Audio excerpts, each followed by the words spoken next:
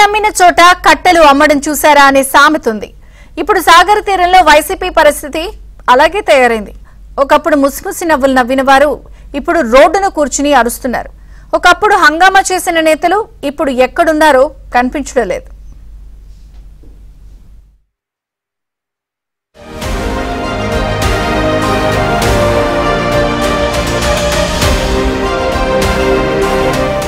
సాగర్ నగరం విశాఖపట్నం టీడీపీకి కంచుకోట లాంటిది.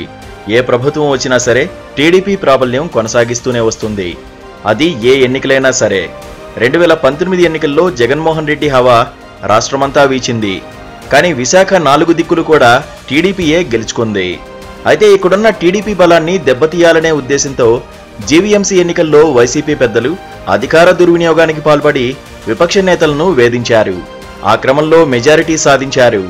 మొత్తం 98 స్థానాలకు గాను 30 స్థానాలను టీడీపీ, 3 చోట్ల జనసేన, సిపిఎం, సిపిఐ, బీజేపీ ఒక్కొక్క స్థానం గెలుచుకున్నాయి. 4 ఇండిపెండెంట్ అభ్యర్థులు విజయం సాధించారు. 58 స్థానాల్ని వైసీపీ గెలుచుకుంది. మేయర్ పీఠాన్ని దక్కించుకుంది.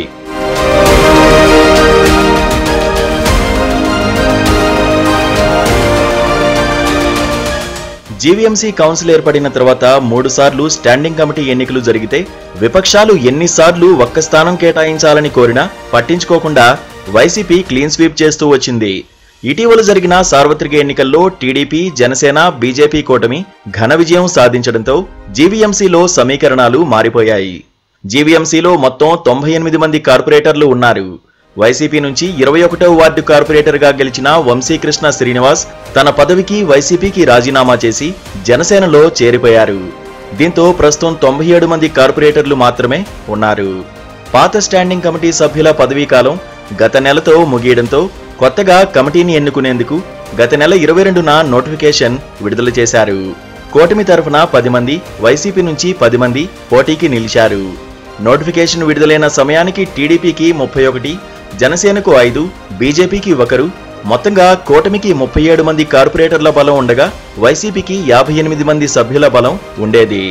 నోటిఫికేషన్ విడుదలైన తర్వాత వైసీపీ నుంచి 6 టీడీపీలోకి, 5 జనసేనలోకి చేరారు.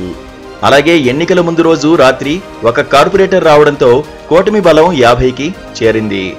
వైసీపీ బలం 46కి తగ్గింది. అయితే అందులో ఉన్న 4 కూటమి క్యాంపులో చేరిపోయి నేరుగా ఓటింగ్కి రావడంతో వారి బలం ఏకంగా 54కు చేరింది. వీరే కాకుండా మరికొంతమంది వైసీపీ కార్పొరేటర్లు క్రాస్ ఓటింగ్ చేశారు. కూటమికి 66 ఓట్లు వచ్చాయంటే వైసీపీపై సొంత పార్టీ వారికే ఎంత వ్యతిరేకత ఉందో అర్థం చేసుకోవచ్చు.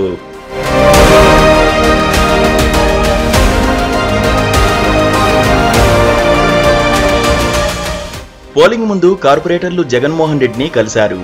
అలాగే ముందు రోజు వైసీపీ ఉత్తరాంధ్ర సమన్వయకర్త వైవి సుబ్బారెడ్డితో ఒక హోటల్లో క్యాంప్ ఏర్పాటు చేశారు. వైసీపీతోనే ఉంటామని చెప్పుకున్నారు. అయినా కూటమికి ఓటేశారు. అందుకు వాళ్లు చెబుతున్న కారణాలు చాలానే ఉన్నాయి. తమ పార్టీకి మద్దతిచ్చినా ప్రయోజనం లేదని వాళ్లు ప్రచారం చేస్తున్నారు. కూటమి వస్తే తమ వార్డుల్లో పనులు జరుగుతాయని వాళ్లు విశ్వసిస్తున్నారు. పైగా వైసీపీ అధికారంలో ఉన్నప్పుడు కూడా పనులు జరగలేదని వాళ్లు చెబుతున్నారు.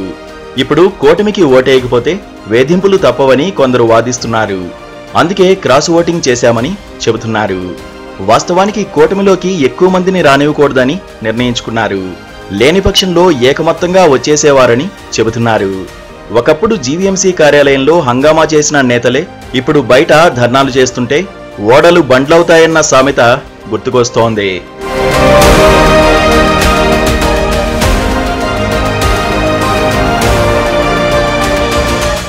మరోవైపు ఎమ్మెల్యేలుగా పోటీ చేసిన ఎంవివి సత్యనారాయణ, వాసుపల్లి గణేష్ కుమార్, అడారి ఆనంద్, కేకే రాజు, అవంతి శ్రీనివాస్, తిప్పల నాగిరెడ్డి ఎవరూ కూడా బయట కనిపించడం లేదు.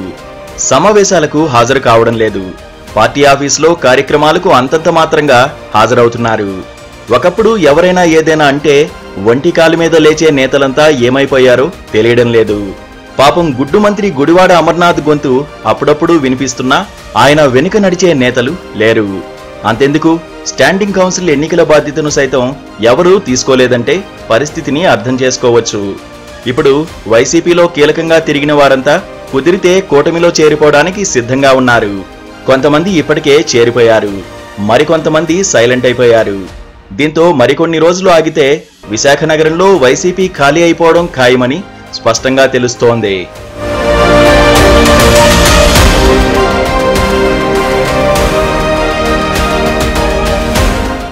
ఒకప్పుడు విశాఖ వేదికగానే రాజకీయాలకు తెరతీసింది వైసీపీ. అప్పట్లో ఆ నలుగురు అన్నట్లుగా ఉండేది. అయితే విజయసాయిరెడ్డి లేదంటే సుబ్బారెడ్డి రాజకీయం చేసేవారు. స్థానికులను ఎదగకుండా చూశారు. దోచినంతా దోచుకున్నారు. స్థానిక నేతలు ఇప్పుడు అదే మాట చెబుతున్నారు. తమను వాడుకుని వదిలేసి వెళ్లిపోయారని అధిష్టానం ప్రతినిధులతో అక్కసు వెళ్లగక్కుతున్నారు. ఇప్పుడు ఓడిపోయిన తర్వాత రిపేర్ వర్క్స్ తమను చేయమంటున్నారని అది సాధ్యం కావడం లేదని వారంటున్నారు. నిజమైన కార్యకర్తల విలువ తెలియకపోతే ఎలా ఉంటుందో ఇప్పటికైనా వైసీపీ అధిష్టానం అర్థం చేసుకోవాలని విశాఖ నేతలు అంటున్నారు.